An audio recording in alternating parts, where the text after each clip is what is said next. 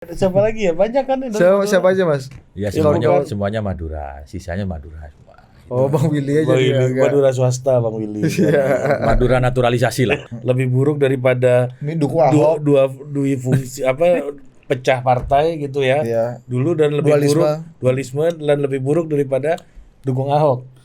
Kalau mau jujur, ya. Kita datang kiai tokoh ulama itu hanya pendekatan moral, kekuatan moral bahwa beliau masih mendukung P3. Lapangannya santri dan alumninya harus didekatin. Kalau tidak, Semestinya P3 yang ibaratnya punya tembok ideologis yang kuat sebenarnya jadi jangkar, akhirnya roboh juga ya sebenarnya. Bisa dimasukin juga. Yang tadi disebutkan santri-santrinya yang dulu satu paket jangkar dengan ini kan juga roboh juga dengan politik-politik vote buying seperti itu ya.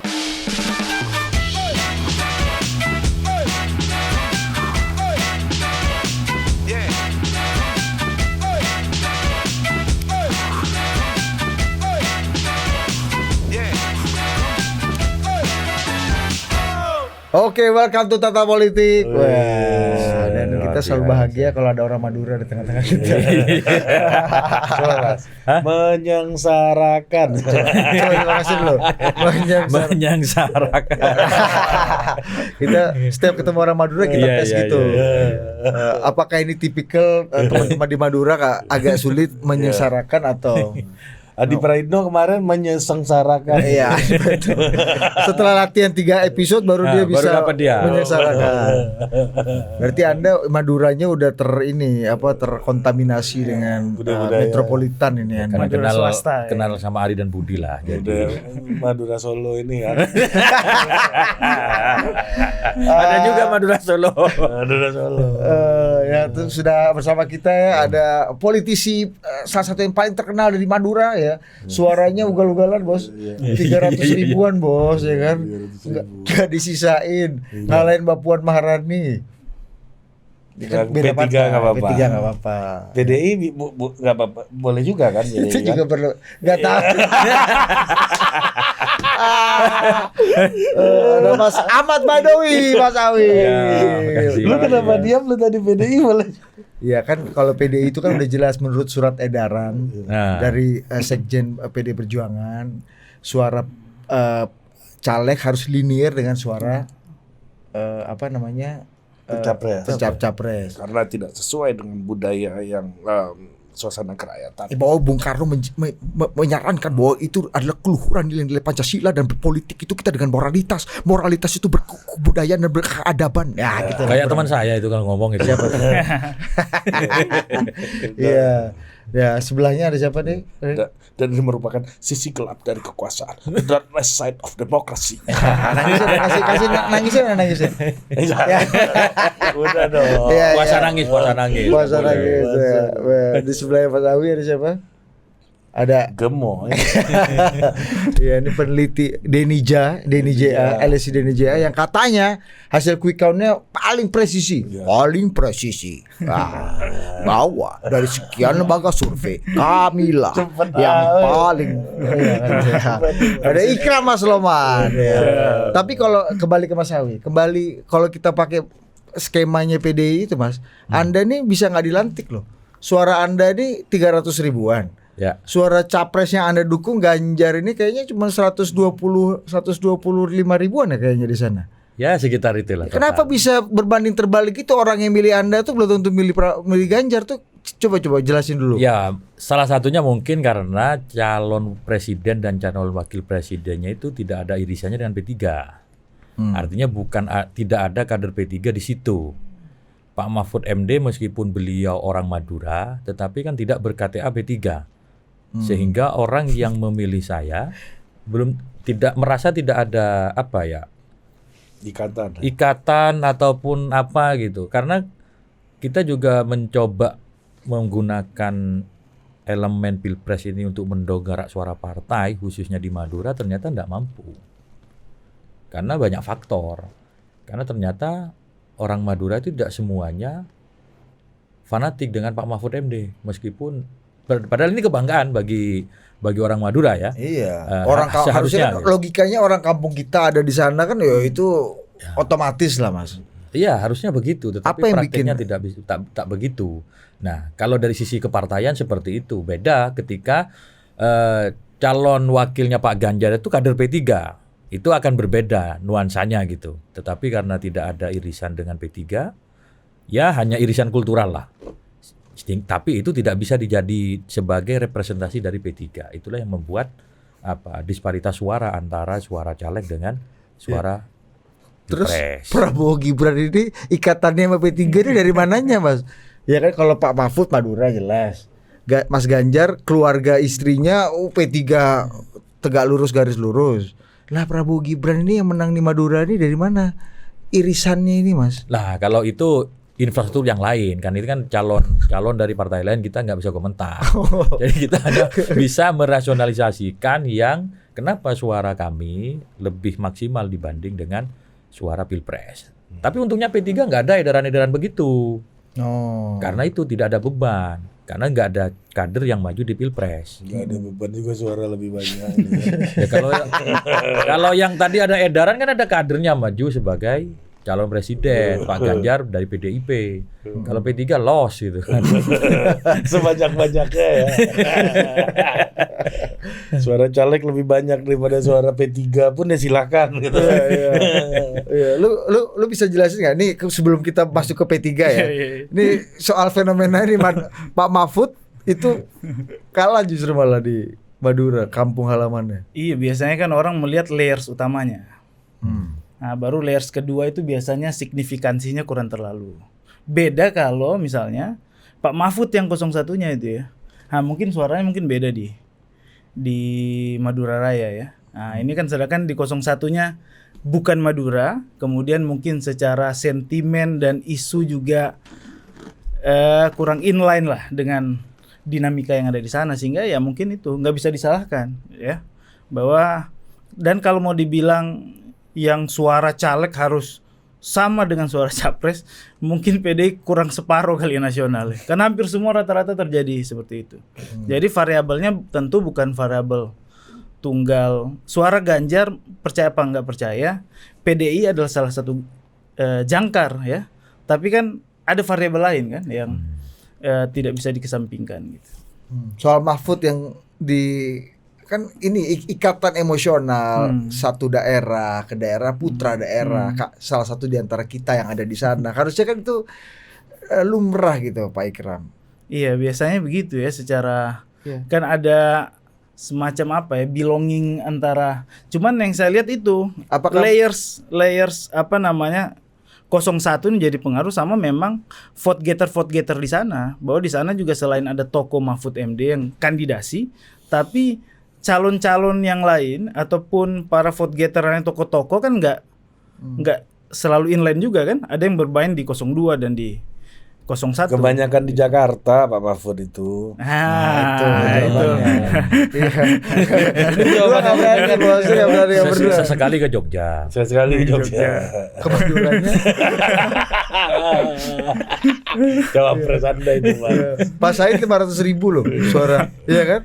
Harusnya Ganjar tuh minimal 500 plus 800, coba lo bayangin berapa? 500 per 300, 800.000. Itu menunjukkan kalau orang-orang Madura rasional berpolitik. Jadi tidak mengandalkan kesukuan.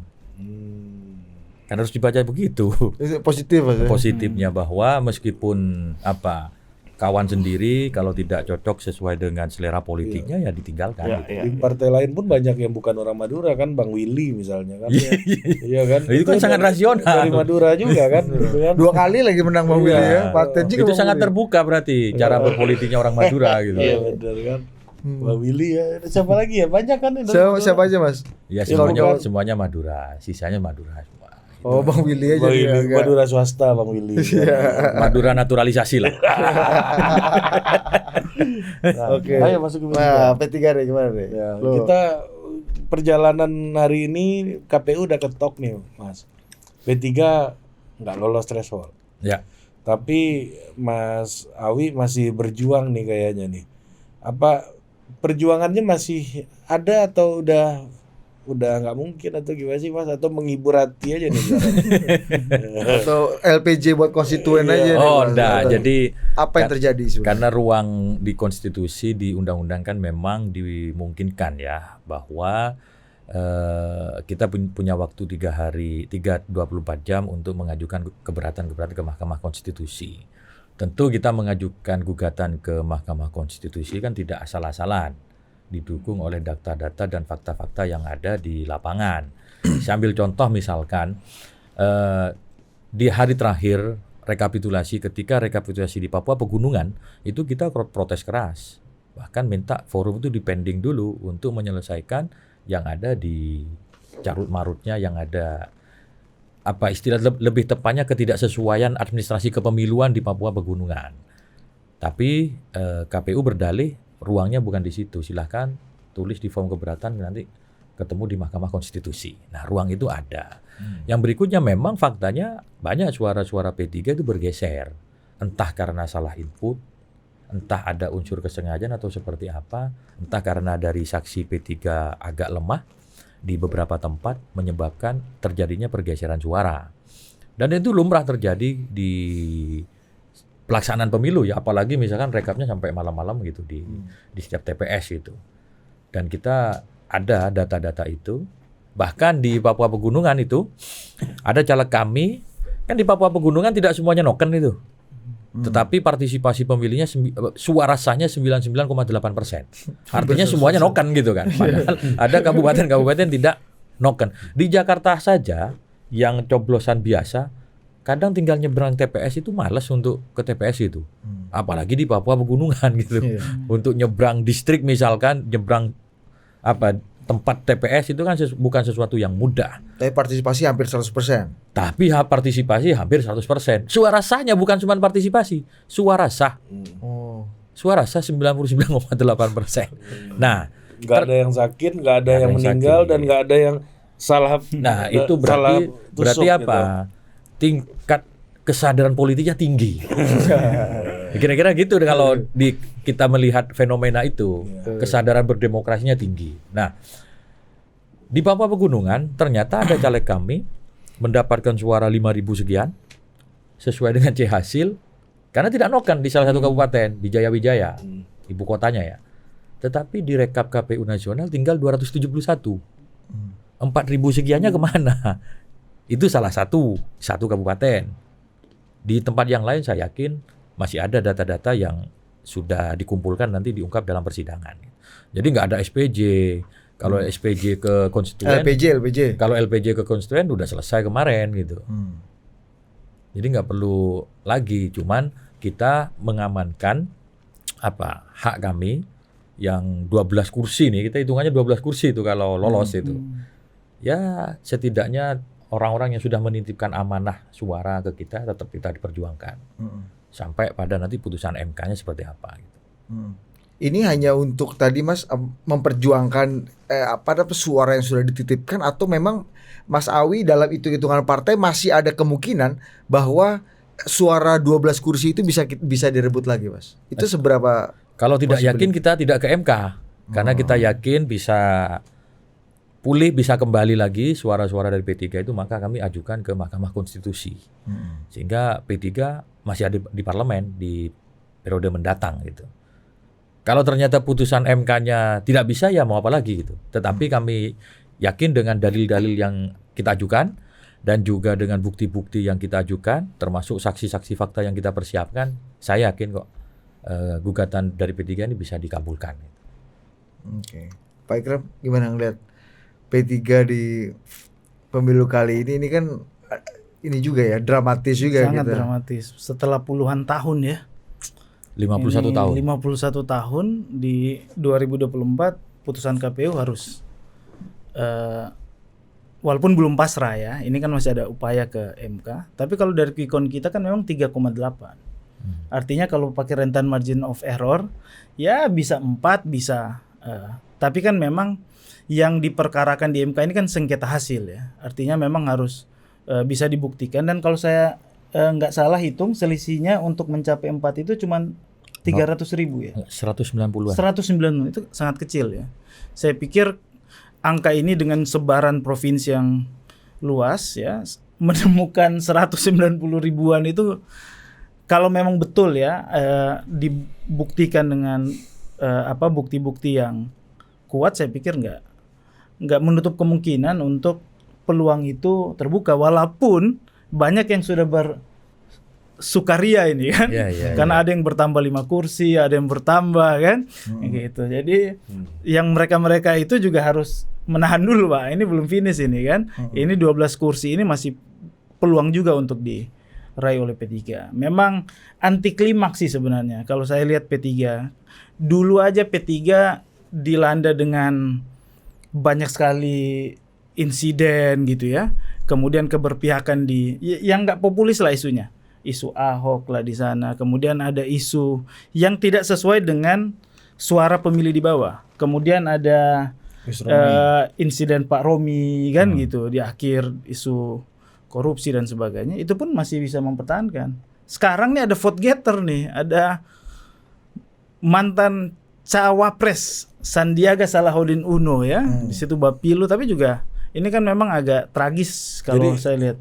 Jadi maksud Anda P3 mendukung Ganjar itu lebih buruk daripada ketua umumnya harus diganti di masa-masa akhir, lebih buruk daripada dua fungsi pecah partai gitu ya. Dulu dan lebih dualisme dan lebih buruk daripada dukung Ahok. Kalau mau jujur ya. Karena kalau kita lihat diterima dulu aja ya, kalau kita mau lihat di research itu dari partai politik pengusung capres ya, split ticket voting itu terjadi di P3 dan itu sangat tinggi. Pemilih P3 di bawah itu banyak ke Prabowo Gibran ya. Ini apakah, tapi kan memang pertimbangan partai politik ini kan tidak ansi soal pandangan di bawah juga. Mungkin ada hal-hal lain yang dianggap perlu, misalnya kenapa harus dengan PDIP? Tapi suara di bawah saya pikir akan lain ceritanya lah kalau memang sama, walaupun ini udah lewat ya, sama Prabowo atau Mas Anies itu ya. Saya pikir tesis beliau ya itu betul. Saya pikir itu nggak bisa dipungkiri gitu. Karena data juga menuliskan itu gitu. Enggak, ini enggak tesis saya. Saya menyimpulkan omongan Anda. Iya, bahkan di 2019 oke lah ada Mas Romi, tapi presiden yang didukung sama P3 menang kan, Pak Jokowi. Tapi 2014 kan enggak. Pak Prabowo kalah waktu itu, dan waktu itu dihadapkan pada dualisme ya. 2014 masih kalau nggak salah. Beda konteks. Kalau 2014 kan pemilu legislatif duluan baru. Iya benar-benar. Nah, 2019 dan 2024 P3 memang tidak diuntungkan dengan Pilpres pemilu serentak. Kenapa? Teori yang Ikram selalu disampaikan oleh lembaga survei yang namanya kotel effect, itu P3 tidak mendapatkan sama sekali. Di 2019 kursi P3 turun. 2024 ya begini hasilnya gitu kan. Jadi memang pemilu serentak bagi P3 tidak menguntungkan karena tidak ada faktor tokoh ataupun kader P3 yang masuk di kertas suara. Nah, saya berharap waktu itu Pak Sandi bisa menjadi cawapresnya Ganjar. Itu dua hal yang berbeda. Tadi sempat disinggung Sandi juga. Banyak yang menyebutkan Sandi dulu di cawapres luar biasa, hampir bersainglah dengan Jokowi Ma'ruf Amin, tetapi ketika ke P3 kok tidak berdampak. Ya buktinya P3-nya turun. Memang beda, Sandi itu kuat ketika pemilihan personal, pemilihan eksekutif. Tapi cara-cara dia dikonversi ke pemilihan legislatif itu berbeda, lapangannya juga berbeda, kontestasinya juga berbeda. Kita kan kalau pilkada ataupun pilpres itu jelas lawannya head to head atau paling tiga gitu kan. Kalau pileg mau mengkonversi suaranya Mas Sandi misalkan yang dia hasilkan suara real dia saja di pilpres itu dikonversi diajak ke P3 belum tentu mau dan belum tentu berhasil. Nah itu yang terjadi. Nah saya kira mungkin teman-teman LSI punya data-data ya, fenomena yang terjadi selain persoalan split ticket voting tadi. Ini kan sosok Pak Sandi luar biasa sebenarnya gitu kan. Pernah ada di kertas suara. Pernah ada di kertas suara. Dan suaranya elektabilitasnya waktu itu 13%. sebelum pengumuman cawapres kemarin. Iya, elektabilitas pribadi ya. Elektabilitas pribadi 13%. Sementara suara P3 ini 3,87. Berarti kan ada defisit elektabilitas. Nah, saya menduga memang kerja-kerja legislatif itu berbeda dengan kerja-kerja di pemilu presiden. Nah, itulah yang kemudian yang bisa menjawab kenapa terjadi split ticket voting dan terjadi disparitas suara di dapil-dapil yang ada di Indonesia. Salah satunya di dapil saya. Karena kerja lapangan untuk pemilu legislatif itu tidak selalu bisa selinier dengan pemilu presiden. Bahkan ekstrimnya, Pak Awi, boleh saya dukung sampean, tapi jangan kampanye capres. Capres kita punya pilihan lain gitu. Capres kita punya pilihan lain. Bisa dicek di data, saya menang, capres mana yang menang. Di Kabupaten Pamekasan, daerah saya dan daerahnya Pak Mahfud, yang kita harapkan di situ bisa mengimbang, ternyata Pak Ganjar Mahfud urutan ketiga. Urutan pertamanya pasangan Amin, kedua Pragib, yang ketiga Ganjar Mahfud. Nah, fenomena itu. Oh, Amin yang menang di Madura ya Mas ya? Bukan, di Pamekasan. Pamekasan. 2 kabupaten, Pamekasan dan Sampang itu Amin. Tetapi yang unggul banyak itu Amin di Pamekasan. Di kabupatennya Pak Mahfud. Karena apa? Konstituen di sana sudah keras. Kalau Anda ingin saya dukung, jangan coba-coba bawa capres itu. Kita punya pilihan capres itu. Nah, caleg-caleg dihadapkan hal yang seperti itu, ya nggak bisa mengelak. Kita terpaksa mencari jalur yang lain untuk bisa mengkampanyekan presiden. Kita sudah coba berusaha maksimal mensosialisasikan Pak Ganjar Mahfud di sejumlah tempat. Tapi daya penerimaannya itu tidak sekuat capres yang lain. Sehingga menyebabkanlah anomali suara itu. Suara caleg-caleg pendukung 01 dengan pilpresnya jauh berbeda. Iya. Tadi Ikram sudah menyebutkan lapangannya kader P3 itu kemana itu tergambar di hasil survei. Terus kenapa dulu masih banyak dengan Pak Prabowo? Kalau kita lihat data, bisa LSI membuka, LSI DJA bisa buka data itu, sejarah elektoralnya P3 dan juga kecenderungan pilihan capres dari 2014, 2019, 2024. Tidak banyak bergeser itu. Lebih mayoritas Prabowo. Karena 2014 kita pernah bersama Prabowo. Itu yang masih teringat sampai sekarang. 2019 sama Jokowi. 2019 sama Jokowi. Iya. Dan sekarang Prabowo dan Jokowi bersama-sama. Sama-sama. P3 dan P3 tidak di situ. Iya. Itu salah satu faktor juga gitu. Iya.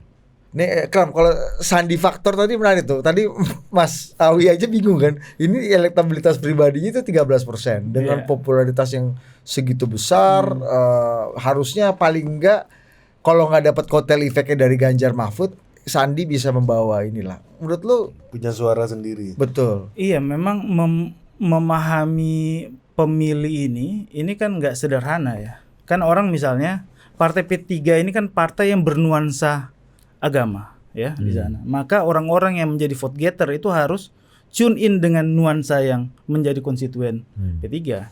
Karena itu kalau di teori religiusitas itu kan ada belonging gitu.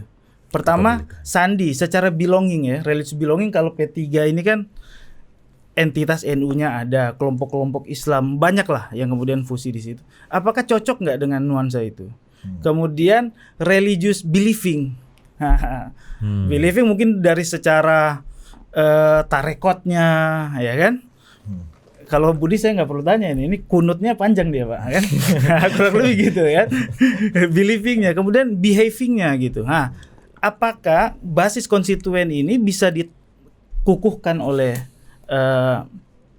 Pak Sandiaga apa enggak? Karena kalau kita lihat konversi kursi ya, sebenarnya jumlah suara P3 ini lebih bagus kemarin cenderung menyebar itu, sehingga jumlah kursinya agak lumayan. Karena sekarang dengan 3, sekian itu kan cuma 12 ya, 12. Asumsinya kan 12, artinya cukup mengumpul sebenarnya suara. Semestinya kan hadirnya Pak Sandi, dia lebih punya penetrasi dan jangkauan yang lebih luas.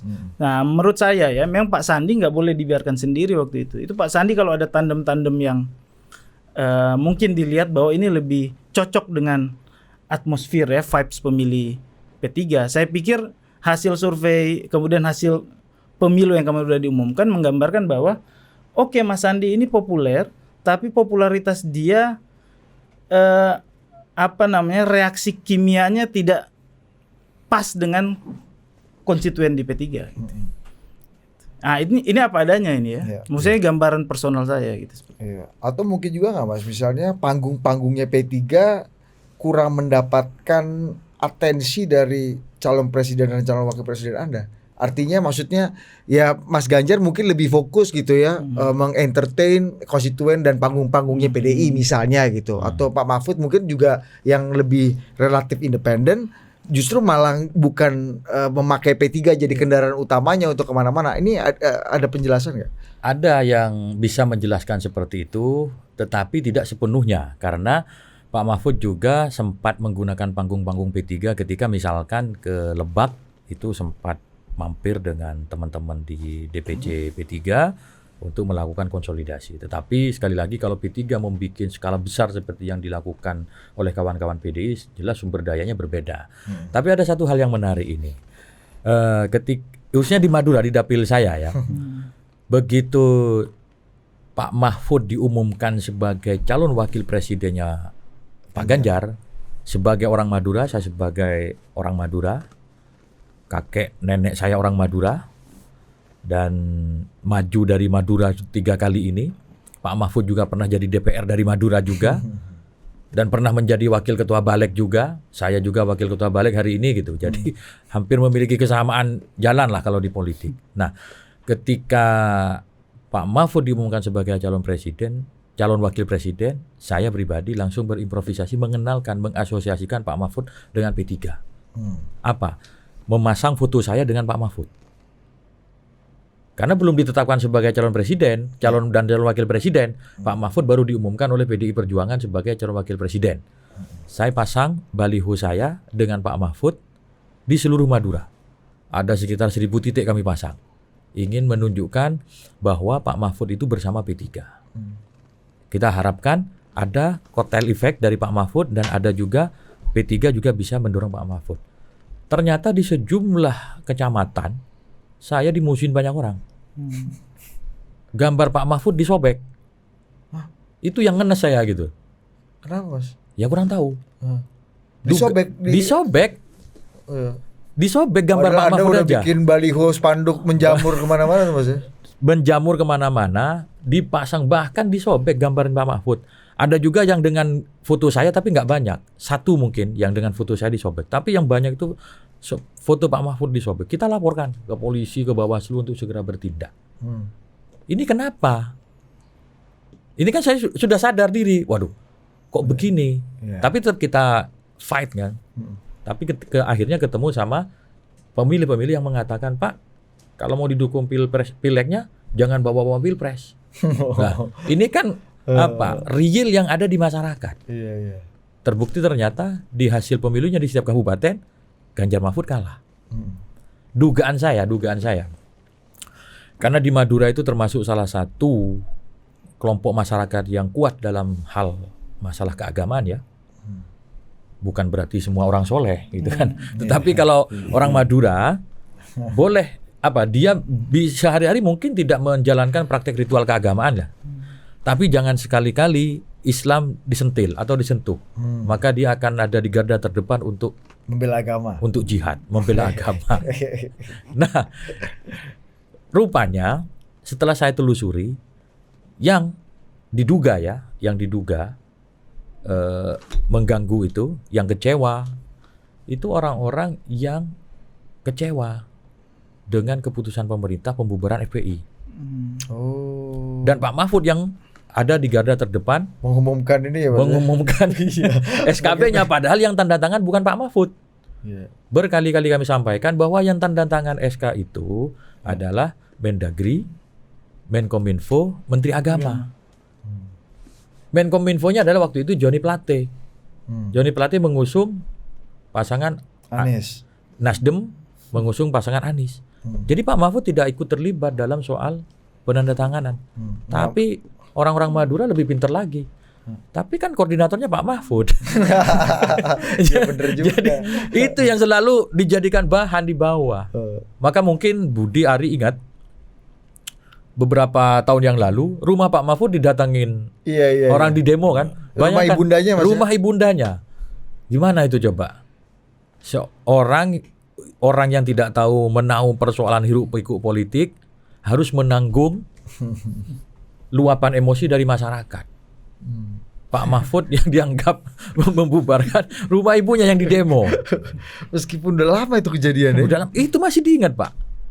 Itu fakta di lapangan, gitu kan. Kita mencoba menjelaskan. Ya gimana? Konstituen P3 juga sebagian juga aktif di FPI gitu, dan ormas-ormas NU, ormas lainnya seperti NU Muhammadiyah dan NU Parmusi. Madura itu karakternya agak beda ya. Agak beda memang. NU Madura memang agak beda. Beda dengan NU di Jawa Timur ya. Jawa Timur umumnya lah ya. Iya kan Madura bukan Jawa Timur kan sendiri. Madura mau jadi provinsi, tapi masih belum. Iya, makanya. Nanti karena kurang 1 kabupaten. Karena mau kita ajak Surabaya nanti. Madura bersama Surabaya. Jadi ya, ibu kotanya Madura tuh di Surabaya. Provinsinya apa? Nama provinsinya Surabaya Timur ya. Gila. Tapi kita ngerti juga loh itu. Apa yang dirasakan FPI itu, ya kan? Lu punya ekstrakurikuler dibubarin sekolah juga marah loh, kan sama sekolah. Udah mendarah lagi. Iya. Jadi paham juga. Iya, jadi faktor Mahfud malah menarik ke bawah nih pengalaman Mas Awi ya, paling enggak di Madura gitu. Ya. Faktor Sandi ternyata nggak ada juga. Sandi sudah banyak bekerja sebagai ketua Bapelu. Beliau juga bahkan kampanye sampai cuti ya untuk menggelar kegiatan-kegiatan. Tetapi ya itu, saya herannya di situ, mungkin Ikram dan kawan-kawan bisa menganalisa itu. Pak Sandi sebagai ketua Bapelu juga turun sosialisasi, Rajin lah ya. ke komunitas-komunitas yang dia datangi itu komunitas-komunitas baru, bukan komunitas lama P3. Market baru yang harus memperkuat ya. Jadi bukan hanya tradisi lama. Kalau tradisi lama urusan kita lah. Iya. Ini tradisi baru, market baru. Bang Sandi dibawa ke yang lama juga dia pusing juga kan. Ternyata datang ke market baru itu tidak juga berpengaruh. Kita ambil contoh di dapil-dapil perkotaan lah yang didatangi, ternyata suara P3 tidak naik signifikan. Tidak naik apa tidak naik signifikan, Mas? Ya, enggak, tapi pertanyaannya lebih signifikan lagi nih. Kenapa P3 di basis-basis lamanya dia itu justru juga, karena kalau nggak sampai lolos parliamentary threshold, kan artinya basis-basis lamanya juga terkoreksi kan suaranya. Apa yang bikin basis-basis utama dan basis lamanya P3 ini bahkan sejak Orde Baru itu bisa quote unquote rontok, Mas? Di beberapa basis lama justru tambah. Seperti tempat saya itu naik 150 ribu. Anda gagah lah kalau ceritanya kan sini memang gagah Anda ini. 100 ribu gagah. Gagah, tapi kalau partainya nggak lolos ya nggak gagah. Masih ada perjuangan ke MK. Di beberapa tempat memang ada penurunan. Dan kami selalu katakan bahwa fenomena food buying di pemilu 2024 kemarin itu sangat brutal dan ugal-ugalan.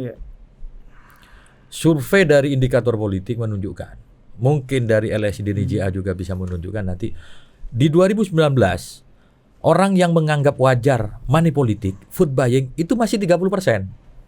Di 2024 45% sudah menganggap wajar yang namanya food buying.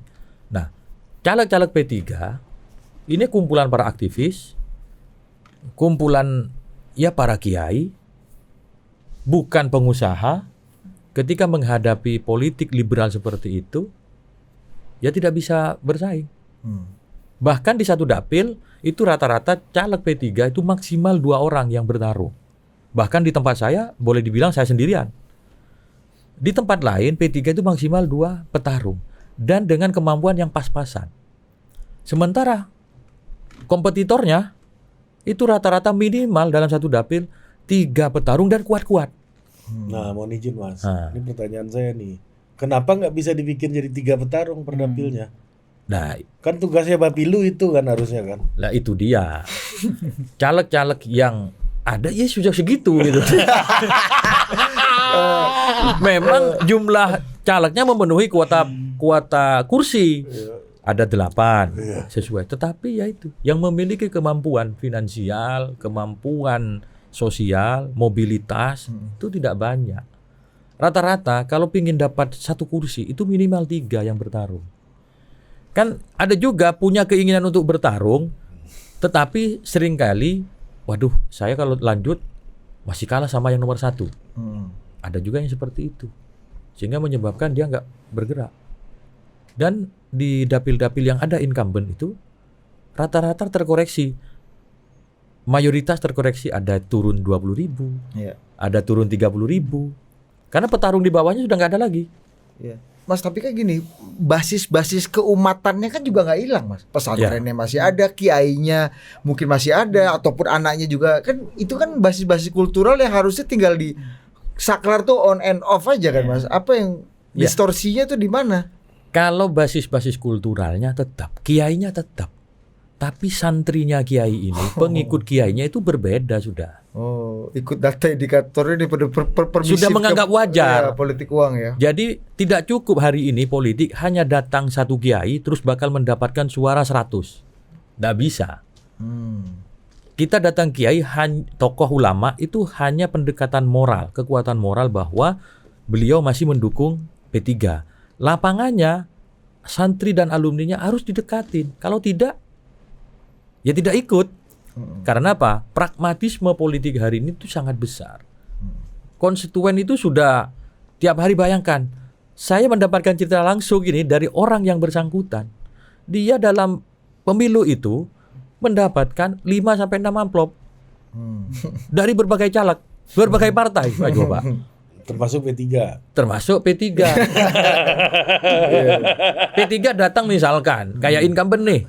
Kan kita punya program namanya Bansos. Ya datang kehadiran, ya diambil bansosnya. Tetapi ya nggak tahu, karena survei membuktikan juga ada sejumlah sejumlah dapil selain sudah menganggap wajar money politik, besarannya itu udah luar biasa. Ini udah main di volume ya. Volume sekarang udah. Itu udah ugal-ugalan tuh, Mas. Ya kalau P3 ngasihnya alat sholat kan gitu, sesuai dengan sarung, kerudung, sarung untuk bingkisan mau Ramadan gitu kan. Tetapi yang lain kita nggak tahu. Faktanya itu. Ini sarung, sembako plus uang kan, ada juga kan satu paket itu bukan P3, saya nggak tahu gitu kan. P3 ya mampunya alat-alat sholat lah, barangkali bisa digunakan untuk ibadah. Iya, memang betul kata Bang Awi ya. Signifikansi politik uang ini paling tinggi di pemilu kemarin ya.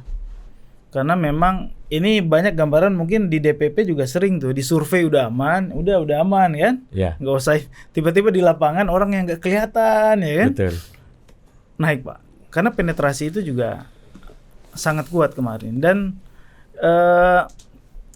tadi volumenya juga beda tuh. Jadi semua teraktivasi, vote buying-nya, brokernya, semuanya teraktivasi dan jumlahnya sangat mengkhawatirkan sebenarnya ya. Semestinya P3 yang ibaratnya punya tembok ideologis yang kuat sebenarnya jadi jangkar, akhirnya roboh juga ya sebenarnya. Bisa dimasukin juga yang tadi disebutkan santri-santrinya yang dulu satu paket jangkar dengan ini kan juga roboh juga dengan politik-politik vote buying seperti itu ya. Dan sangat mengkhawatirkan. Hampir banyak survei saya dengar teman-teman polster yang lain, kandidat mereka ya atau klien-klien mereka damping udah aman, Pak. Tiba-tiba nggak main politik uang, merosotnya jauh betul. Sedangkan yang sebelumnya tidak kelihatan di survei 0% itu tiba-tiba bisa tergerek nggak tahu. Jadi mungkin Mas Burhan juga harus merevisi lagi itu tesisnya itu ya, dengan dinamika yang ada nih. Harus ada antitesis baru gitu ya, karena ternyata politik uang punya signifikansi. Tapi signifikansi ini karena pola dan sistem kepemiluan memang nggak kurang efektif dan sangat tidak efektif pemilih serentak pilpres sama pileg ya. Apalagi dengan jumlah nama di kertas suara yang ratusan itu.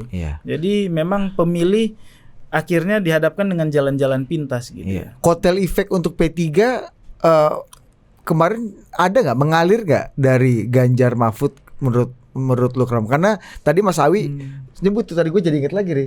Saat Pak Mahfud diumumkan PDI sebagai calon wakil presidennya, oh iya ya, Waktu itu gue inget juga tuh Bu Mega mengumumkan calon wakil presiden PDI Perjuangan Mahfud MD. Kan diumumkan di kantor PDI kan. Iya, tapi habis itu kan nggak ada lagi deklarasi serupa koalisi bersama capres cawapres. Ada aja pertanyaan lu ini. Ya nggak ada lah. Masa lu itu nggak perlu LSD aja ngomong kayak begitu. Itu tanya gua. Itu pun gue juga udah tahu jawabannya. Biar ingat. Iya, maksud gua ini apakah memang karena Ganjar Mahfud itu memang hanya dikuasai, dimiliki dan diimani, wajahnya itu hanya wajah banteng aja menurut lo? Ya faktanya seperti itu. Ini memang pilihan politik yang berat bagi P3. Mungkin saya nggak tahu P3 ketika berkoalisi kan tentu hitungannya tidak soal elektoral aja ya. Mungkin ada hal-hal lain yang mungkin bisa bersumbangsi nanti ke elektoral. Mungkin kan karena koalisi ini kan bisa disebut partai pemenang ya, partai pemerintah. Mungkin ada itu yang tergiur di awal, atau mungkin komunikasi awal dengan Pak Jokowi dan sebagainya. Itu kan pastilah ada kan. Tiba-tiba kan ini kan berubah di tengah jalan ini, sehingga P3 sebagai partai yang ideologis ini kan harus menunjukkan marwahnya juga ini. Ini kan kalau nggak boleh mencela-mencela itu. Oh, maksud Anda ini arahannya udah expire tapi P3 masih nyangkut di situ. Karena namanya aja P3, akronimnya kan Partai Pendukung Pemerintah. Iya, sampai karena sejak era Mas Romi kan itu kalimat-kalimat tegak lurus derek Pak Jokowinya kan kuat sekali gitu Mas Awi. Kalau kita dialog juga gitu, Mas Awi selalu bilang gitu. Tapi ini gimana ceritanya nih bisa akhirnya split dengan Pak Jokowi nih Mas? Ya karena P3 punya ketum Pak Mardiono, bukan Pak Jokowi ketum P3 gitu. Iya, jadi kan keputusan institusional itu melalui Rapimnas. Kalau kita bisa flashback ya, bahwa apa yang dipilih oleh P3 ya sudah berkoalisi dengan PDIP, ya saling melengkapi, baik dari aspek kesejarahan, fakta politik di lapangan. Tetapi ternyata fenomena politik berubah. Di masyarakat berubah, apalagi putranya Pak Jokowi menjadi lawannya Pak Ganjar kan gitu. Itu sesuatu yang berbeda. Di 2019 itu PDI, P3, Pak Jokowi, Golkar satu tempat itu. Tapi kemudian di 2024 itu berbeda. Ya namanya kontestasi kan pasti ada efek-efeknya. Ya salah satunya tadi kita tidak bisa lagi misalkan mengkampanyekan Pak Ganjar itu kan sebenarnya apa yang disampaikan oleh teman-teman kan dalam posisi ini. Kalau mau oposisi kita masih di pemerintahan, ya kan? Mau dukung pemerintahan dieksplor lebih jauh sama dengan 02 gitu kan. Jadi 03 temanya keberlanjutan perbaikan, itu saja terus yang dilakukan gitu kan. Keberlanjutan perbaikan seperti itu. Namun demikian, nah di lapangan harus diakui memang. Dan itu sudah tergambar di lembaga survei ya. Pemilih P3 itu paling cair. Karena P-nya itu ada 3. Jadi seimbang semua. Caleg capresnya itu ada 3. P-nya itu imbang semua itu hurufnya itu. Di pendukungnya Amin ada nggak Gram kan? Ada. Sesuai exit poll ya, bukan kata saya pribadi. Di Pragip ada. Banyak. Di 03 juga ada gitu kan. Wah, ini menarik juga. Itu fakta politik, bukan prediksi ya, tapi memang sudah fakta politik yang sudah terjadi. Ini ada pertanyaan nih, boleh nggak nih? Boleh. Ini kan kalau dibilang kehendak dibawa kan sangat cair ya. Nah, P3 ini kan partai institusi politik modern ya. Terbuka, pemilihannya juga musyawarahnya terbuka. Nah, yang tadi ya kemarin terbuka. Oh, terbuka di internal. Kan mungkin bisa jawab ya. Bukan itu bridgingnya. Dipublikasikan ke media. Iya. Nah, artinya institusi politik yang terbuka ini kan keputusan tidak hanya di ketua umum. Memang ketua umumnya bukan Pak Jokowi, tapi Pak Mardiono. Tapi kan Pak Mardiono hanya mengadministrasikan kepentingan koordinator elit. Baru ini. Nah, jadi kalau di bawah cair, kalau di internal itu gimana, Bang? Maksudnya Gus Romi jadi komisarisnya. Maksudnya di internal di antara fungsionaris partainya gimana? Iya. Apa sesama cair dengan di bawah atau memang tegak lurus? Betul. Apalagi Pak Mardiono sekarang masih pelaksana tugas masih Masih secara PLT. ini ya administratif ya. Ya, tapi baru ini administrasi kepentingan gitu. Padahal yang lagi rame sekarang administrasi kepemiluan. Ada istilah baru dari Ikram. Tapi gini, P3 solid.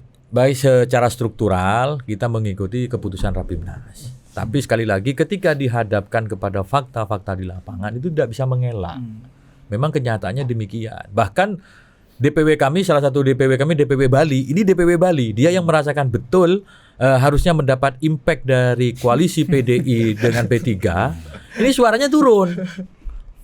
Suara DPR RI P3 di Bali itu 2019 itu sekitar 8 ribuan, kemarin 5 ribuan. Padahal ini kandangnya banteng kata dia. Kita harusnya bisa mendapatkan dampak. Dia bahkan berstatement di media itu. Masih PLT juga sih Ketua DPW P3 Bali Pak Idi Muzayyad. Oh masih di. Masih Ketua di Bali dia. Ketua Bali dia. Canggu terus udah tiap hari masih Di Canggu atau di mana saya nggak tahu itu. P3 internasional itu. P3 internasional di situ. Dia bilang ya kita nggak mendapatkan dampak elektoral dari Ganjar Mahfud. Itu di Bali, Pak. Ganjar Mahfudnya juga kalah. Ganjar Mahfudnya juga kalah. Dan satu lagi, kembali ke persoalan menurunnya suara P3 ini. Sekali lagi tidak lepas dari persoalan keterbukaan sistem pemilu. Sistem pemilu terbuka kan sebenarnya tujuannya baik. Bahwa yang terpilih itu adalah representasi rakyat. Tetapi penerjemahan representasi rakyat itu bukan faktor kualitas yang menjadi dominan. Tetapi faktor tas yang lain. Iya. Isi tas ya. Iya. Kalau tidak ada itu, ya sudahlah. Satu contoh. Tadi disebutkan, teori-teori yang disebutkan bahwa efektivitas money politik itu 30%. Memang betul. Bukan berarti yang 70% tidak mau money politik.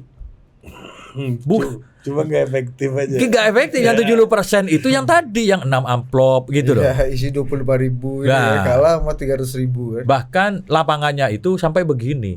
Yang dimaksud dengan 30% itu, kalau ente nargetkan 100.000 suara, ente harus kerja 300.000. Sampai ada begitu di lapangan loh. Nah, Teori ini Mas Romi terkenal tuh. ini tentu harus dievaluasi. Sistem pemilu kita ini yang niatnya representasi suara rakyat itulah yang dipilih berdasarkan kualitas, kesadaran rasional untuk memilih seseorang, tapi sekarang kesadaran NPWP. Apa tuh? Nomor piro wani piro. Itu real. Incumbent hari ini banyak bertumbangan, Pak.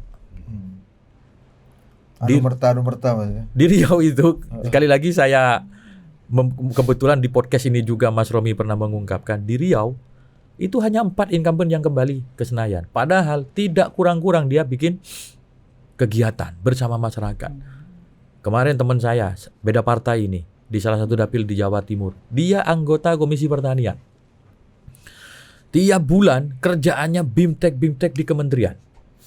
Yang diundang masyarakat dapat fasilitas uang transport 150.000. Dan dia masih menyalurkan program-program pemerintah berupa Alsintan, alat mesin pertanian, dan juga program-program lainnya.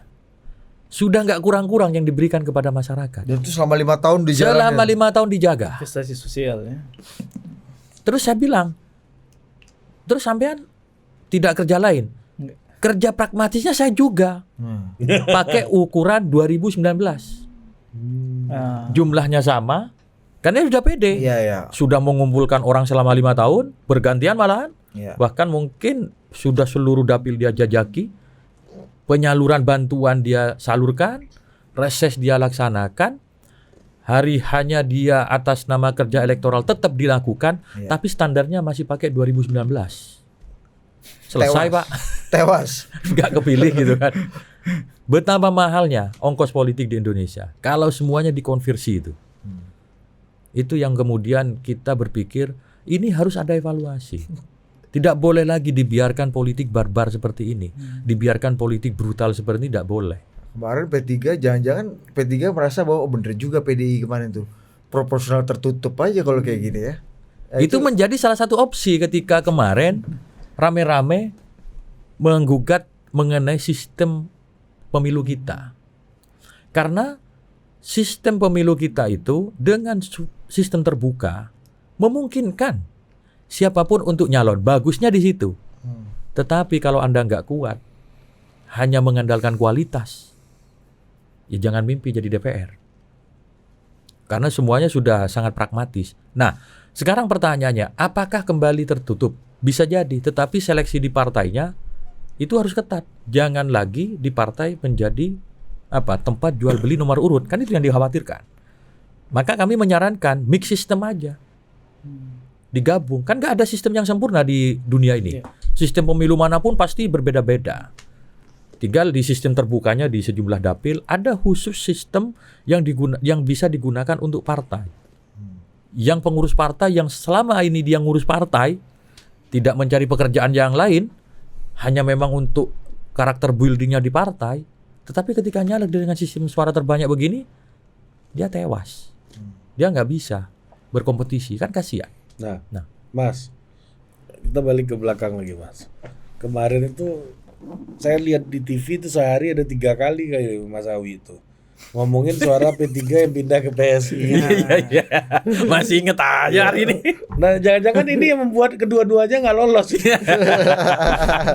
Bertarung ya. Jadi nasib sepenanggungan korban Sirekap. Kemarin kenapa kelahi, Mas, kalau nggak lolos dua-duanya? Bukan. Ngapain kelahi? Jadi ceritanya itu ada anomali Sirekap dan publik yang banding-bandingkan. Nah, waktu itu kami sampaikan bahwa memang benar dilambangkannya itu meskipun yang dipakai adalah rekapitulasi secara berjenjang, penghitungan secara berjenjang, memang ada pergeseran. Kita ditanya, jangan asal nuduh. Ya kami katakan, kami sampaikan yang menimpa dapil saya. Ada 2 TPS di satu desa, itu memang bergeser. Termasuk ke PSI. Nah, tapi terkait dengan Sirekap, posisi kami dengan PSI sama. Sebagai peserta pemilu itu tidak bisa ngotak-ngatik yang namanya Sirekap. Jadi kalaupun ada anomali suara di Sirekap, itu bukan salah P3, bukan salah PSI, bukan salah peserta pemilu. Ya juga bukan salahnya Budi dan Ari gitu. Dan juga bukan salahnya Ikram gitu. Karena Ikram ini RAB-nya agak naik 40%. Oh, kalau RAB mah boleh-boleh aja mau dinaikkan kalau RAB. Kan RAB proposal. Tapi adalah persetujuan urusan lain. Urusan lain persetujuan. RAB naik dia. Di atas rata-rata inflasinya. Itu waktu ngelihat hasil kan sama bro kita. Sama. Ngapain kelahi nih barang berdua kemarin. Apa merasa ada efek itu nggak, Mas? Efek perkelahian. Enggak juga. Ini anak presiden loh, Mas. Enggak juga lah gitu kan. Saya Oh, kira. maksudnya dia di quote unquote. Iya. Dikerjain. Iya mungkin. Tapi Ya, kalau Ari lah punya data lebih Enggak, ini kan data saya nanya. investigatif lebih inilah. Nah, Ini kan biar ada konspirasinya dikit. kalau yang nanya Rifana Pratiwi dia punya 2 kontainer bukti. Oh gitu kalau Rifana kita begitu. enggak, kita iseng aja. Rifana serius. Jadi memang ya pastilah ya kayak apa? Kalau tiup balon itu ya dipencet di sini pasti menggelembung di sana gitu kan. Ya kira-kira begitulah teorinya gitu kan. Ah, dugaan kemarin ini kempes dua-duanya. ini kempes dua-duanya. Nah, ternyata setelah saya telusuri P3 di awal itu masih 4, sekian. Termasuk kita tracking ketika masuk Indonesia bagian timur itu ternyata suara sahnya naik signifikan. Ketika suara sah naik, otomatis kebutuhan angka untuk 4% jadi naik. Oh, bilangan pembaginya ini ya. Iya makin naik. Jadi 4% dari 100 itu berbeda dengan 4% dari 75. Kira-kira begitu lah. Dia bukan suara mutlak tapi persentase kan. Persentase. Nah, suara kita tetap naik sedikit di Indonesia Timur, tapi suara sahnya naik sangat signifikan. Nah, artinya suara tidak sahnya sedikit di Indonesia Timur. Di Indonesia Timur, khususnya di Papua Raya lah. Gimana Kram?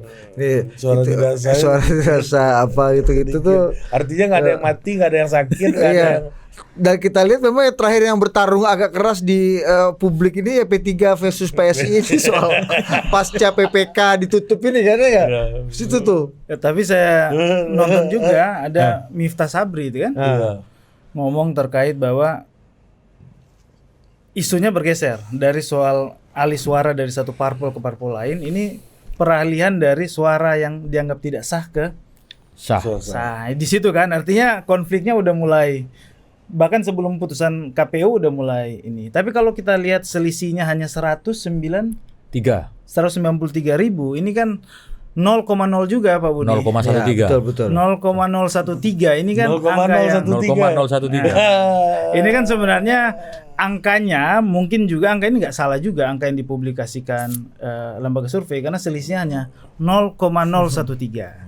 Nah, jadi 0,13 sebenarnya tidak merubah persentase 0,013. 0,013. Jadi Bukan 0,13 loh, Anda 0,013 itu kan 0,13 konsekuensinya lain. Anda nyebutnya 0,13 tadi.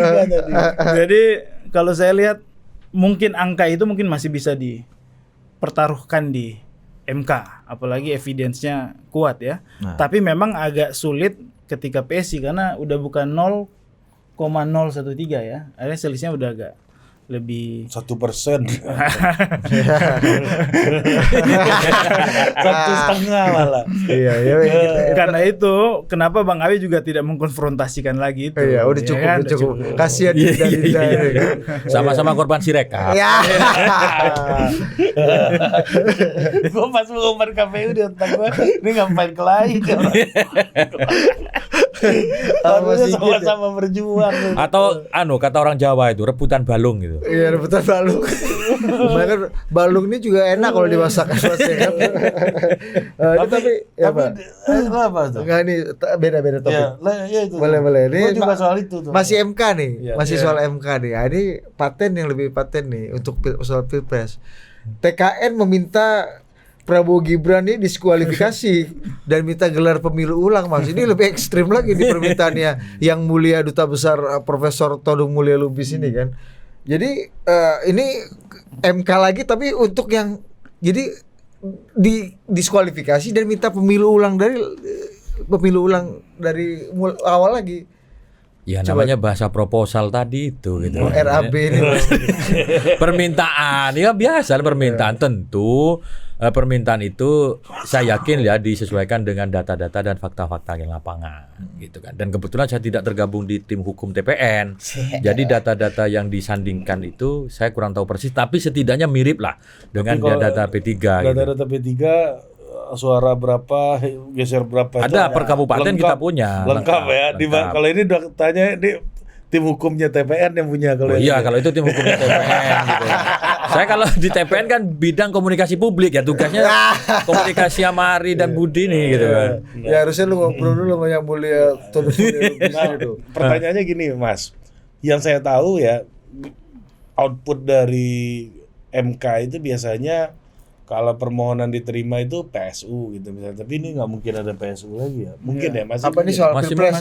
masih Ini apa, mungkin. Pilpres Tapi apa? Pileg. Oh, Pileg. tadi mungkin PSU itu tergantung permohonannya di mana. Tidak mungkin PSU di seluruh Indonesia lah. Nah, maksudnya P3 ini ya biasanya yang saya tahu untuk pemilu legislatif itu orang ke MK itu calegnya gitu. Ini partai ke MK kayaknya ini baru pertama kali nih separtai-partainya. Ini hal baru. Jadi bagi sarjana ilmu hukum ini menjadi lahan penelitian baru ini. Biasanya di MK itu Caleg. Bukan. kandidasi. Sengketa itu perselisihan hasil pemilihan umum. Biasanya yang disengketakan adalah persoalan suara yang akan menjadi kursi. Maka kemudian tepat yang disampaikan Ari bahwa banyak caleg yang mengajukan. Tapi jangan salah, caleg itu pun harus persetujuan partai. Nah, peserta pemilunya itu partai. Nah, khusus yang pemilu ini bukan ngejar kursi. Tapi ngejar suara untuk parliamentary threshold.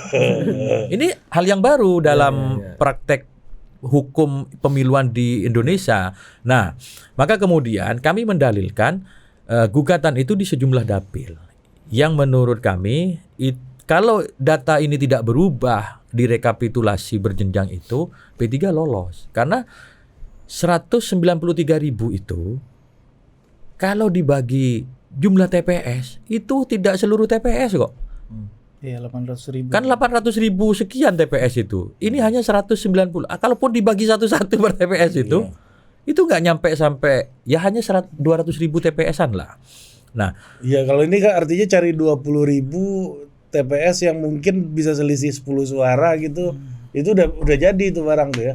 Ya kira-kira kita ada di 18 provinsi yang menunjukkan P3 ada kehilangan suara di situ. Dan yang ingin kita kembalikan di Mahkamah Konstitusi, karena Mahkamah Konstitusi biasanya dalil permohonannya ada 3. Pertama, ingin membenarkan angka yang diklaim. Contoh, P3 merasa kehilangan suara sekitar 200.000. Maka itu yang dimohonkan. Dan biasanya putusan MK ke arah sana, itu yang pertama. Yang kedua, ada juga perintah membuka kotak suara. Yang ketiga, ada juga perintah PSU, pemungutan suara ulang di daerah-daerah yang didalilkan untuk di PSU. Ini 3 ini permohonan dari partai kan? Bukan atau putusan caleg. Permohonan itu dari peserta pemilu. Iya kan, permohonan. Jadi meskipun caleg pun itu harus rekomendasi partai politik bersengketa di MK. Kalau ini secara kolektif partai dan di bawahnya ada caleg-caleg. Ada juga caleg-caleg kami yang menggugat di Jateng 6, di Jabar 5, terus kemudian di Jatim 4, di Papua Tengah itu juga dengan calegnya, di Papua Pegunungan itu dengan calegnya. Dan caleg-caleg provinsi dan kabupaten. Nah, mekanisme di MK itu gugatannya dijadikan dalam satu provinsi semua gugatan. Ini grosiran ya, biasanya retail kan MK ini kan. MK menganut asas efektif dan efisien. Jadi tidak berlarut-larut. Ini baru lagi nih. Nah, daripada diecer per gugatan, bayangkan Pak, satu provinsi itu bisa 50 mungkin gugatan ya. Kalau nggak dijadikan di satu provinsi, itu bisa 50 kali sidang. Permohonan udah masuk. Sudah, kalau nggak masuk kita nggak bisa bicara di publik gitu. Jadi P3 konsentrasi di konsentrasi di pengembalian suara P3. Kalau soal diskualifikasi Prabowo ini orang urus lah ya. Itu urusannya TPN. Bidang hukumnya TPN gitu. Tolong ditolerir dulu kami ini. Dan teman-teman juga paham. Lagi fokus dulu kan. Kalau kita minta bantuan TPN kasihan juga. Pecah konsentrasinya iya. Gitu. Kayak baru kali ini ya Kram yang angka partai yang diambang tidak lolos itu too close to call ini ya. Yeah. Sebelum pemilu-pemilu lalu kan jaraknya kan agak jauh nih dengan yang iya kan Mas ya. Dulu mungkin Hanura atau partai-partai sebelumnya. Ini baru pertama kali partai yang MK itu baru pertama kali ini. Karena terlalu tipis ini kan. Dulu verifikasi Prof Yusril kan PBB bisa masuk. Iya, tapi kan jaraknya jauh. Nah, verifikasi bukan hasil. Sekretar hasil nih. Kalau ini hasil karena terlalu tipis jaraknya kan. Jadi antara lolos dan tidak lolos itu samar. Jadi bainaman silatain gitu kan. Jadi antara lolos dan tidak lolos itu nggak ketahuan, tahu-tahu tidak lolos gitu kan. Padahal perjalanannya itu ya ini tracknya pas itu. Tapi tiba-tiba di ujung kita dinyatakan kurang suara 193.000. Bukan nggak lolos, kurang suara gitu. Kurang suara. Inilah. Iya, bukan iya betul. Nah, tapi ini susah juga ya, fokusnya lagi ke sini ya, kita tanya yang lain juga fokus kita lagi fokus di sini. Memang iya di sini kita pahami lah ya kan? Jadi gini nih Kram, ada empati lah ya. Kita juga merasa berkepentingan P3 ini harus tetap ada di parlemen Mas, supaya ya keragaman politik supaya tetap terjaga. Betul. Kalau enggak siapa sendiri, Caimin sendiri nih kan. Leha-leha nih. Enggak Caimin sama Kang Cucun ini kan. Sama Sudar kan. Dia kan menguasai kan ya. Cucun mana? Kang Cucun. Banggar. Iya. Tapi suaranya masih kalah sama ketuanya. Iyalah. Kan Kang Cucun wakil ketua Banggar. Ketua Banggar. Oh, Said Abdullah. Yang Bahkan Mas Ganjar aja kalah suaranya sama Balik lagi. Kiai Haji honoris causa Said Abdullah ini kan. Jangan kan Cucun. Ganjarnya kalah. Percaya kalah. Nah, Iya, tapi kan Cucun yang banyak suaranya kok yang deklarasi Gubernur Jawa Barat Nur Huda. kan ketua DPW. Lu gimana sih? Lu tuh beda-bedain dong. Kan suara Bapaknya. terbanyak tadi kan itu tadi Mas Awi bilang. Cucun. Bukan hanya partai terbanyak, suara partai terbanyak, tapi Habis ini Kang Cucun dapat per orang inspirasi. terbanyak. Terbanyak. Harus dapat apresiasi. Iya. Iya betul. Nah ini Kram, ini terakhir nih ya. Ini udah oke lah, kita sambil menunggu Mas Awi punya harapan di MK. Ini kita juga sama-sama berharap berdoa supaya P3 dijujur di P3 mudah-mudahan masuk lah Mas. Ya, harus Ini masuk. Doa kita nih, ya kan. Oke. Tapi kalaupun misalnya nih apapun yang terjadi pada P3, supaya P3 ini tetap menjaga eksistensinya dalam ruang publik dan percakapan politik nasional ini, terutama pasca kita tahu Prabowo Gibran sudah ditetapkan menjadi pemenang gitu ya. Lu ngelihat gimana game yang bagus untuk P3 ini supaya tetap eksis dan tetap bisa gigit lah ke depan nih. Ya, ini beberapa bulan lagi ada pilkada. Saya pikir ini momentum ya. Jadi betul-betul suara yang ada itu harus, kan di provinsi kan pasti ada jumlahnya Ada. banyak ya. Nah ini kan juga jadi peserta pilkada besok. Jadi saya pikir ini mesinnya jangan langsung dingin, dipanasin terus ya dari MK. Syukur-syukur lulus ya, jadi masuk di parlemen. Kalau enggak memang ajang pilkada ini harus jadi mesin tambahan ini. Kalau Betul. perlu ditingkatkan mesinnya ini. Itu Bang Miftah Sabri aja kemarin mau maju. Oh, maju pilkada. Wakil wali kota Semarang dia. Tapi ini ya menurut lu ini momentum balik badan P3 bagus nggak? Dari Ibu Mega, dari Mas Ganjar, kembali ke pangkuan Dari circle Pak lama ini. dari ya. circle lama, dari mungkin ini kan. Jangan. Gua nggak ngomong itu. Iya, gue tawaran lu. Tahu, tapi gua tahan. Iya, gue yang ungkapkan. Kalau off air keluar tuh. Kata Bang Awi tadi, Itu nggak ada dia. beban, Iya. nggak ada beban semestinya Iya. bagi P3. Menurut lu gimana? Ini waktunya P3 balik badan nggak Mas Semestinya Awi? nggak ada beban. Apa Sembari semestinya? nggak ada beban karena hasilnya kan seperti ini ya. Sembari merajut hubungan-hubungan lama yang semestinya nggak kandas juga ya. Ini tinggal diketok lagi pintunya ya kan. Dan saya pikir posisi P3 harus memikirkan exit way itu, karena pasti koalisi kemarin kan koalisi untuk pemilu aja. Tapi untuk pemerintahan, untuk termasuk pemerintahan daerah nanti ke depan, pilkada itu kan koalisinya beda lagi. Saya pikir sampai di level itu PDI, P3 udah tahu nih frame-nya. Kita nih koalisi Pilpres ya, setelah itu kan semua punya kedaulatan masing-masing. Iya, ini masih punya suara buat angket loh. Dia kalau Tekken ini 19 orang Tekken angket loh bisa Bos. Sama satu lagi nih pertanyaan gua nih. Sebelum Ke kita Ikram atau ke Mas Awi? Ikram dulu. Ini kan presiden terpilih udah ada. Ya. Presiden Prabowo Subianto, presiden terpilih. Nih gimana nanti nih hubungan sama P3 nih? Ini ada mantan anak asuhnya nih kan, yang dianggap membelot nih kan, Bang Sandi kan. Oh iya. Oh iya, itu kira-kira jadi penghubung yang bagus atau obstacle malah. Kalau saya lihat dari nada-nada Bang Awi tadi ya, itu kan juga mengapresiasi anak asuh ini kan. Iya. Nah, jadi pintu masuknya ini pintu tol ini kan. Nah, Bukan anak asuh, adik asuh. ada asuh kan. Jangan sampai memang pintu itu sudah diketuk sekarang, ya kan? Sehingga memang 193.000 itu kan angka yang menemukannya mungkin ketika ada support dari ya rezim yang berganti ini kan mungkin lebih cepat menemukan itu. Oh bantuan, oh iya benar. Bahasanya bagus Ikram. Karena bantuan rezim ini P3 diasistensi untuk mempercepat menemukan 193.000. Ya, Pak Kiai. Jadi P3 sebenarnya nggak perlu putar balik karena P3 nggak pernah keluar dari koalisi. Asik. Ya tadi soal apa, ada Pak Sandi khawatir jadi apa, kan semua segala sesuatunya ada hikmahnya gitu kan. Kan ya ketua umumnya bukan Pak Sandi juga gitu. Soal beliau sekarang masih di kabinet dan pernah ada di Gerindra, itu kan tidak bisa dipungkiri. Itu sesuatu yang ada hari ini gitu. Soal sikap P3 tentu nanti akan kita sampaikan ke dalam Rapimnas.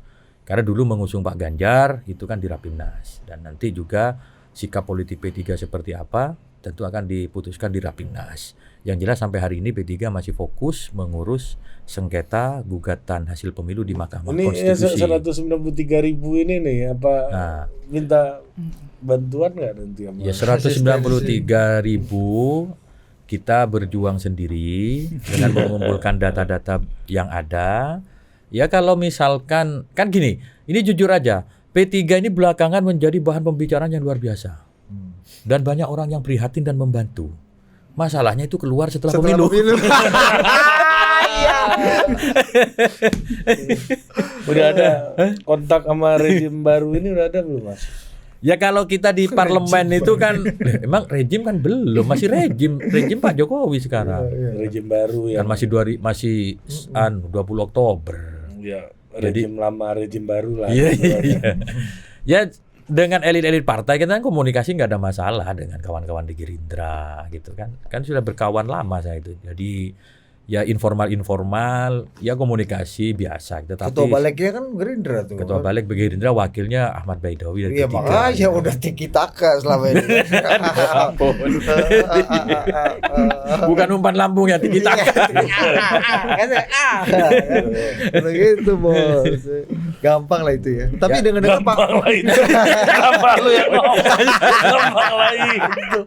Jangan Budi yang ngatur ini kan. Komandan Karena Budi saking Ari. berharap ini Mas, saking berharapnya P3 ini tetap eksis karena ini berat juga buat kita nih kehilangan Panggilan P3 dia, kan. panggilan baru tahu nggak Mas? Apa ya? Komandan Budi Ari. Iya. Aduh.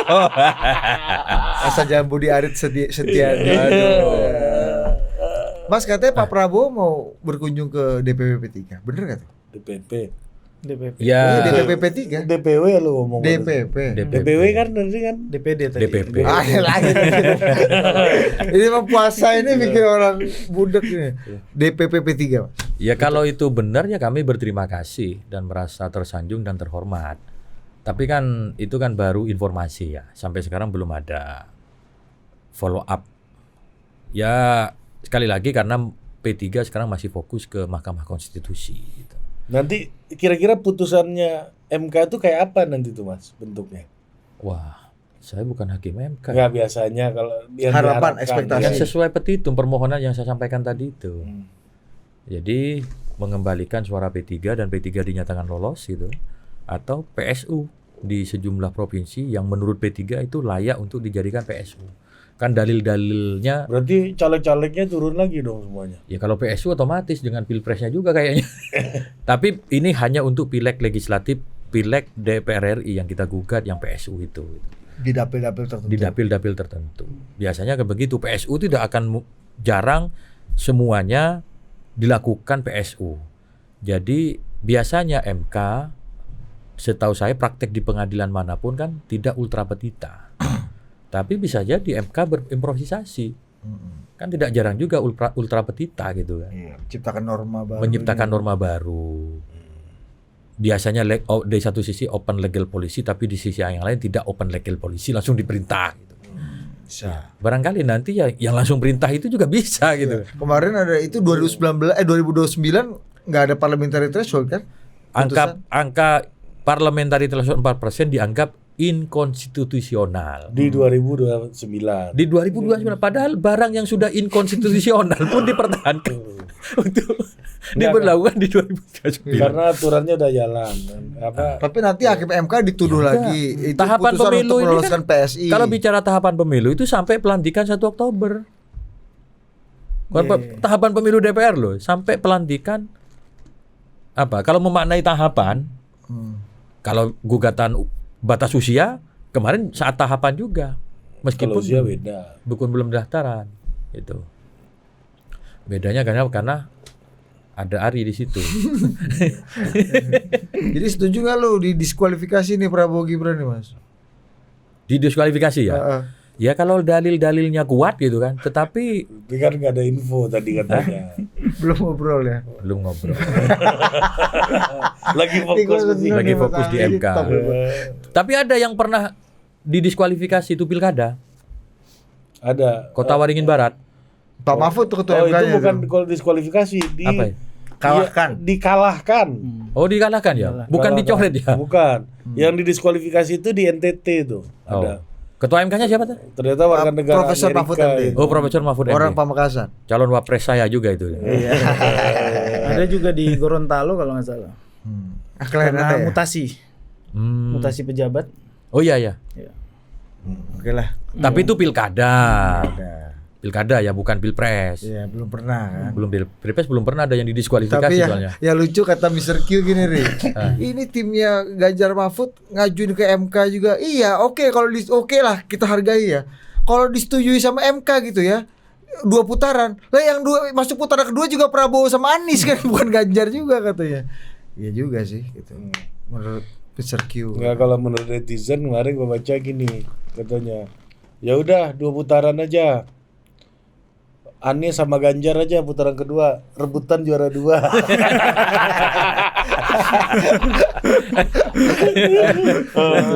Oke. Jadi 16% itu lebih banyak suara Ganjar apa suara Mahfud, Mas? Yang mana? 16% itu lebih banyak suara Ganjar apa suara Mahfud? Ya kan dia paket nggak bisa dipisahkan. Iya. Kamu percaya suaraku segitu? Sampai jumpa.